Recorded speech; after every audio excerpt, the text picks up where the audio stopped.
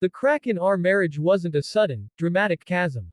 It was a hairline fracture, so fine you'd need a magnifying glass to see it, formed over 25 years of forgotten anniversaries, conversations lost to the glow of a smartphone, and the quiet, devastating assumption that we were both too tired to try anymore. My name is David, and I thought the greatest pain I would ever feel was losing my wife to cancer a decade ago. I was wrong. This was a different kind of death, one where the person was still breathing, just no longer breathing for me. Sarah and I had built a life. It was a good life, by most accounts. A comfortable home in a quiet suburb, 2 kids who were now thriving in college, a shared history that stretched back to our awkward college years. We were David and Sarah. A single unit. But somewhere along the way, the "and" had become less of a connection and more of a placeholder.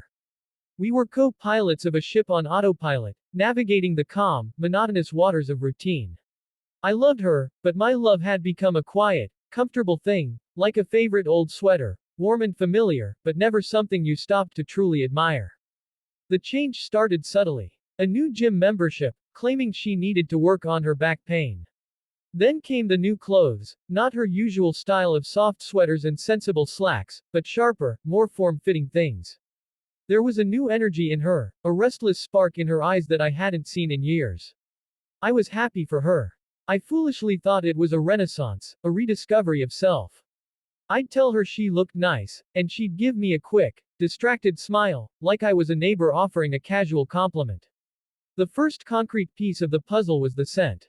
It was a Thursday evening. She came home late from work, her cheeks flushed, and when she leaned in to drop her bag on the hallway table, I caught it. A faint, musky aroma of cigar smoke and a cologne that was sharp and woodsy, nothing like the clean, soapy scent I associated with her. My stomach tightened, but I dismissed it. A colleague's smoke-filled car, perhaps. The mind, when faced with the unthinkable, will perform incredible feats of denial. The digital ghost came next. Her phone, which used to lie carelessly on the kitchen counter, was now a permanent appendage, always face down, always password protected. One night, it buzzed on the coffee table while she was in the shower. The screen lit up with a single word, boss. But the message preview was not about quarterly reports. It read, "Can't stop thinking about last night. Your wildfire." The words burned themselves into my retinas. Wildfire. I was a steady, dependable campfire. I provided warmth, consistency. A wildfire was destructive, uncontrollable, all-consuming. I felt the hairline fracture in our life widen into a crevasse. I confronted her that night, my voice trembling. She didn't deny it. Her eyes, which had once looked at me with so much love, were now hard and defiant. His name was Marcus. He was a contractor she'd met through a work project. He was everything I wasn't, rough around the edges, spontaneous, dangerous. He rode a motorcycle. He made her feel alive. The following weeks were a tortuous blur of arguments, tearful pleas from me, and stoic resolution from her. The word, alive, was a knife she twisted over and over. He makes me feel alive, David. And with every utterance, the implication was clear. Our life, our 25 years, had been a slow, comfortable death. She moved out on a rainy Tuesday, taking only a few suitcases. She said she needed to find herself.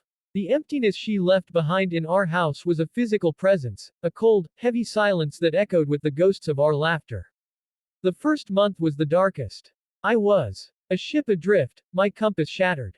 I didn't eat. I barely slept. I wandered through the rooms of our home, touching the relics of our life together, the wedding photo on the mantle, the faint chip in the kitchen counter from when our son tried to help me bake a cake, the indentation on her side of the bed.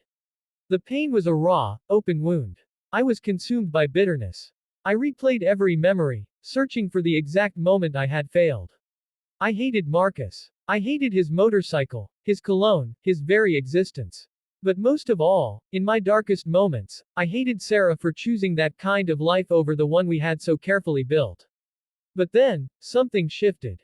It wasn't a dramatic epiphany, but a slow, dawning realization. My anger was a fire that was burning me from the inside out, and she wasn't even there to feel the heat. I was allowing her choice to define my entire existence.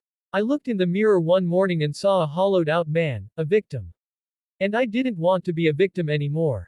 The challenge wasn't to win her back, it was to win myself back. I started small. I forced myself to go for a walk every day. I called an old friend I hadn't spoken to in years and met him for coffee. I joined a book club.